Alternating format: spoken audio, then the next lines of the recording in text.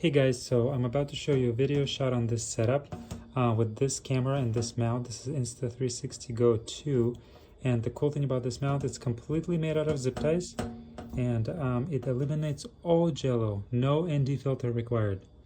The only thing that's on this video that's post is the stabilization. Everything else is original. So check it out.